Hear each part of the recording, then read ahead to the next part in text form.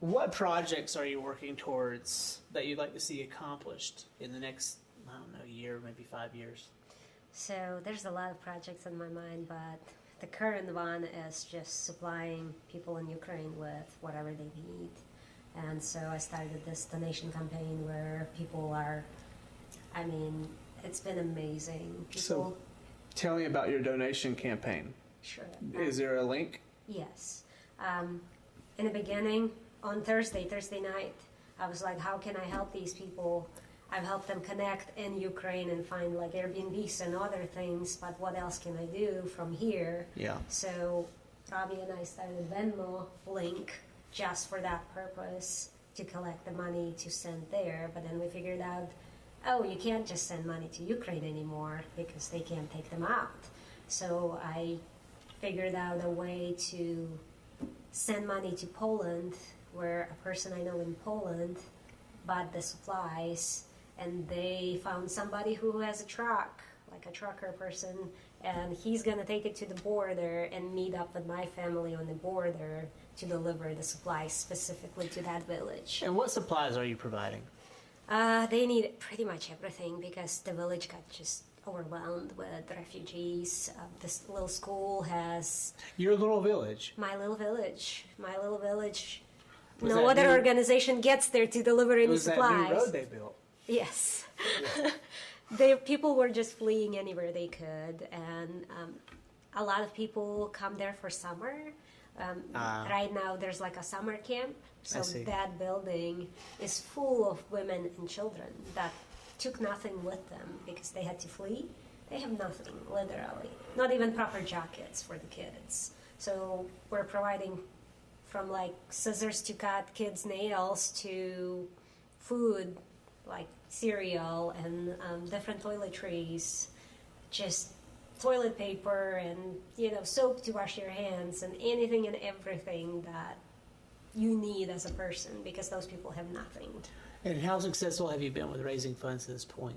It's been amazing. In the last 7 days, I raised so far $7,000. Okay, well, that'll get So- you somewhere. Yes. And how does the American dollar relate to the Ukrainian currencies or currency? So I guess $1 here, I believe, is 20 of theirs. So Okay. it just kind of, it's grivna or hryvnia, Okay. and it's pretty much, I send dollars, but they get it in hryvnia if I would send it to Ukraine.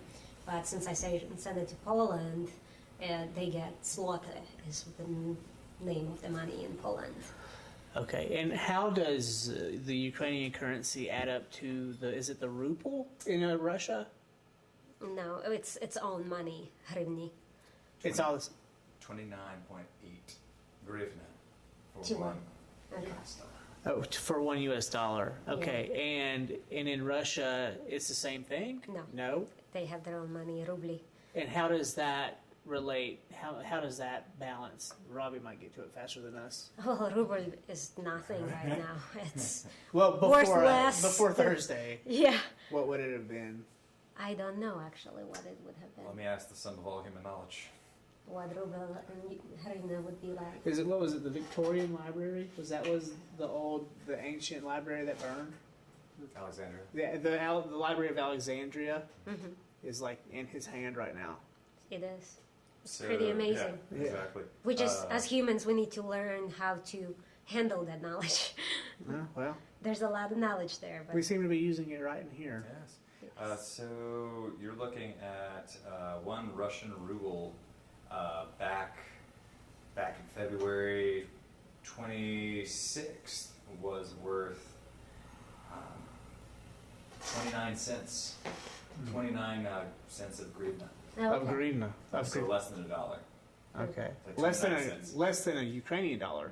So one ruble equals 29 cents. So basically, $60 would be 60 rubles would be worth $1 American dollar right now, or back then. Back then, right now it's worth nothing. I feel sorry for the Russian people. I do too, because they didn't choose to do this. They're protesting. Well, there's clearly Putin sympathizers in the country. Well, yeah, because if you think about it this way. So he's had the media under control for so long. Those people have no idea what the reality is. Yeah. How can you make up your mind when you don't even know what the world is like?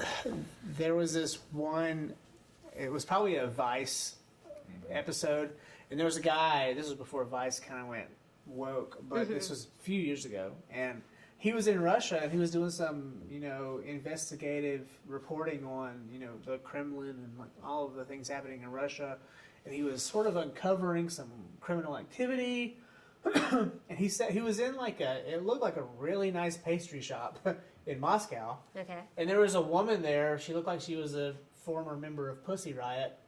And she was sitting there just straight up talking shit about Putin and the establishment. And I was like, what are you doing?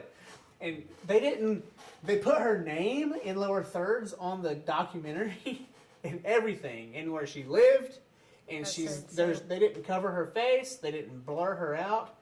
And then after that scene, he's talking with some female from the establishment, and she's like, well, you can give us her name and we can go talk to her ourselves. And she said it in this menacing way, and he was like, I'm not giving you her name. But then he put her name on the video,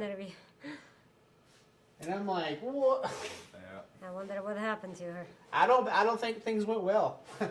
Yeah. Did they even see it though? That's the question, because it aired in America, but still I have a feeling they might have. Well, if they knew about it, they probably found a way to see it. Yeah. When you're on social media, and I know you're on Facebook, do you notice like Russian activity inside your feed? Are you like, that's a bot, or that's a... So, in my, I guess, feed right now, a lot of my friends literally said, if you're Ukrainian, do not write anything in Russian. So everything I see right now in the last, especially 5 days, when people were like, if you write in Russian, we know you're Russian and you're trying to compromise something or do something. So let's write only Ukrainian or English, if you're like communicating to somebody who's English. So the last 5 days, no. But previously, yeah, there would be unique things that I'm like, I'm not sure about this. It's weird.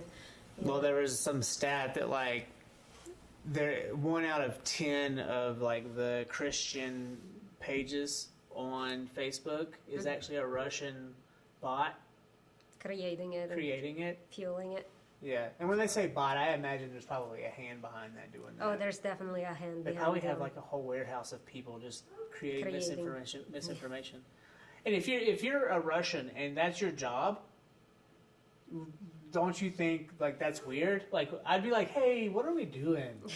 Why are we doing this? It's like you're like taking a job for a Ponzi scheme somewhere, only it's state funded.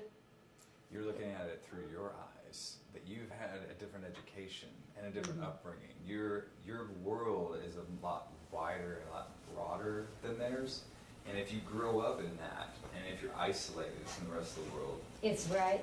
Yeah. It just seems like that's okay. It's just going to be like the normal. Like whatever your normal is the normal. Like, oh, I'm usually, the priests that would flail themselves, that was their normal. But we're like, what are you doing? So, I don't know. I think that's been my experience, is just people are very... when they get isolated, you can isolate somebody and give them their own normal. And they have been isolated in Russia. Only the people that have cell phones can get any other kind of media, because everything on TV is owned by Putin.